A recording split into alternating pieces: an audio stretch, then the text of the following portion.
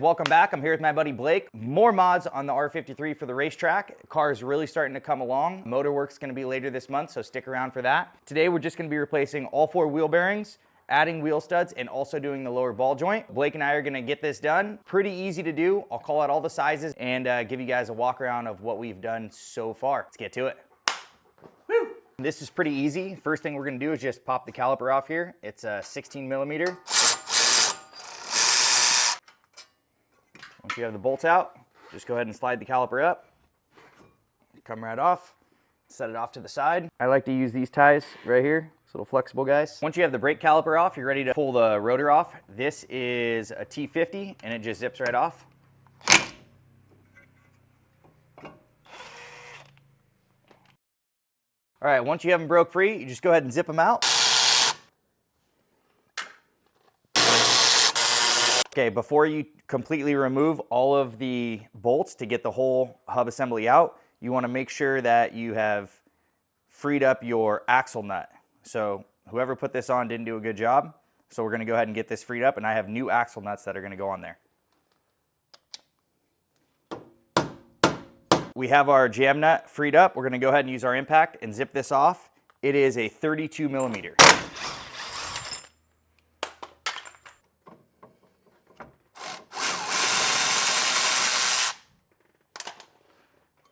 Okay, now that you have all of the bolts out, your whole assembly is just going to come right out.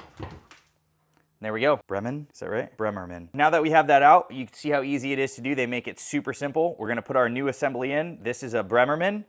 These are supposed to be really good quality, so it's going to go in just opposite way we took it out. Super easy.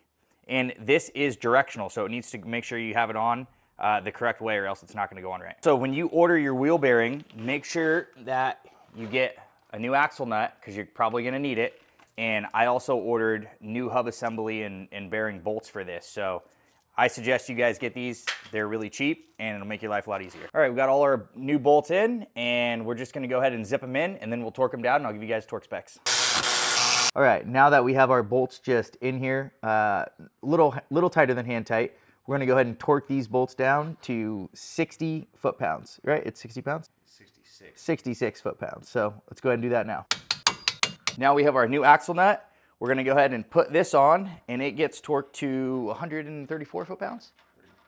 132 foot-pounds. So a really cool trick to torque these wheel bearings or any wheel bearings is I have my old wheel lugs in here, the ones that thread in, because obviously I'm going to be using wheel studs, which we're going to get into later. So I just have an extension or pry bar on a cheater bar, and then now I'm going to go ahead and torque this down, and it'll be real easy. No problem, torque right down to spec. Once that's done, go ahead and take this off. You get a punch and a hammer. Face this directly straight up is the easiest way. It's gonna tap this down so that way this nut can't back out. And remember, you don't need to crush it down like whoever did this last one. You just need to tap it down so this nut can't spin and back out. That's it, guys. That's the whole wheel bearing installed. It's that easy. Next, we're gonna do this lower ball joint. This guy's getting old. We just adopted him, he's 8. His name's Otis. Let's get to this ball joint. So what we're going to do is just pop this lower nut off before we disconnect it from the knuckle, and then we're going to break the ball joint loose. I'm going to show you how to do that. So I just broke the bolt loose, but I'm going to leave the nut on there if you can see it.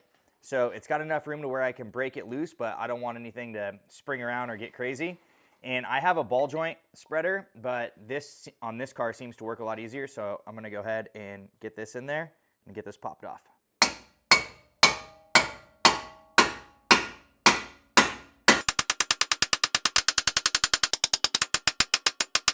Doesn't want to go, huh?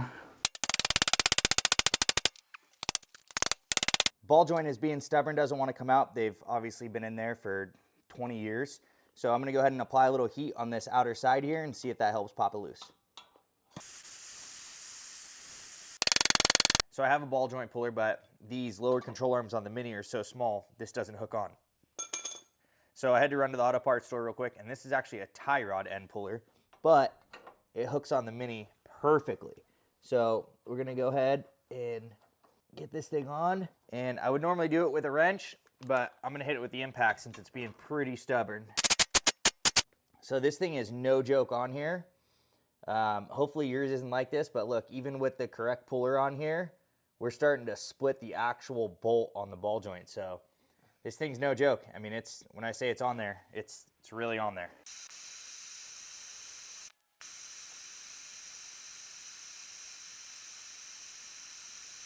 We got heat applied to this sucker. It's really being a pain. Like I said, it's starting to split that.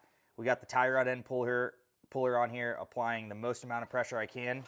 Now, I took the heat shield off, and I'm gonna try to come at it this way with the pickle fork and see if I can break it.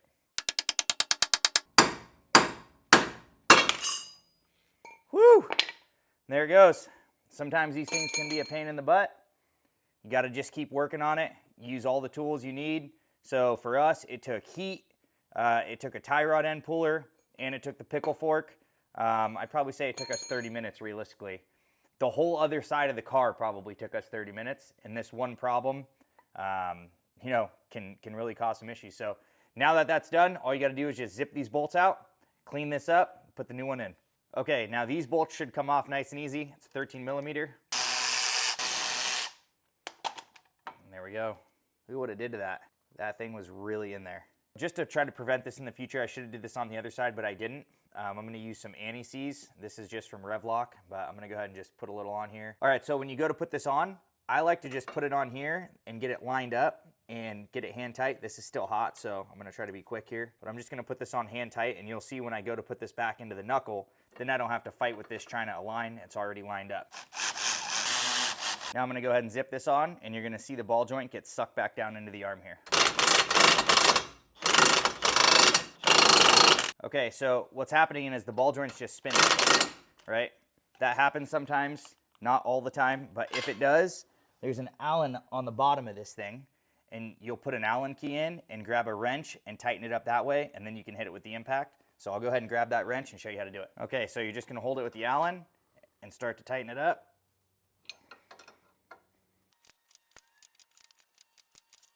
Now that I can feel it starting to get tight, I can come back and just touch it up with the impact.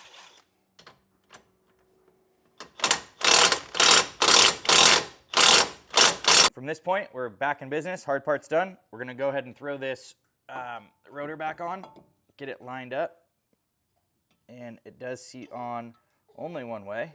And once you get it on there, I like to start this. Once I have it started, I like to just let it rest for a minute. Grab one of your old lug nuts if you're putting studs on, and use this to keep it centered up for you. It works really well. And there we go. Now we know we're gonna be centered, and then I can tighten that down.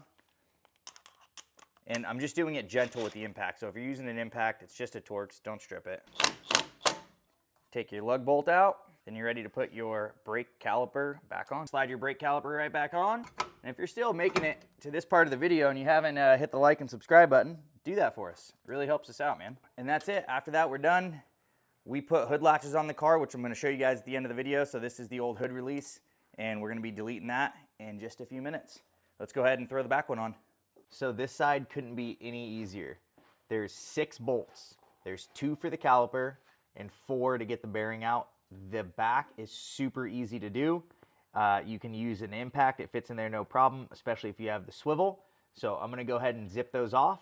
And then Blake is gonna be on the outside, and he's just gonna throw in that new wheel bearing, and I'm gonna zip these back on. We're gonna be golden. Nice. And then we're gonna just go ahead and tie this up here. Now that that is out of the way, I'm gonna go ahead and zip the bottom 2 bolts off first. Go ahead and clean that all nice and spick and span there. You don't want no dirt in your new bearings. Just gonna place this in there. Just like so. Oh, that's not it. Looks like they give you that little dimple at the top to let you know you got it the right direction. You're in there. All right. In there like swimwear. And this is much easier if you have somebody to help you from the outside. Hello from the other side. No? I don't know it. No, And I am using just a little bit of Loctite on these. I know it's red Loctite, but this brand of Loctite that I'm using, their red is actually their low strength, or medium strength, I should say. You think they'll dock us on YouTube if I'm singing a terrible rendition of a song? Who knows?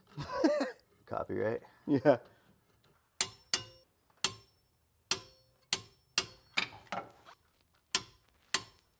Say that took us maybe 20 minutes. Yeah. And then here's something else that's really cool.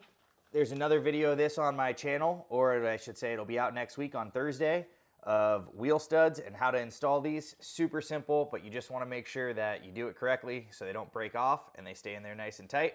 So we already got the wheel studs in, and that's going to make tire changes at the track a whole lot easier than dealing with those weird lug nuts that come on these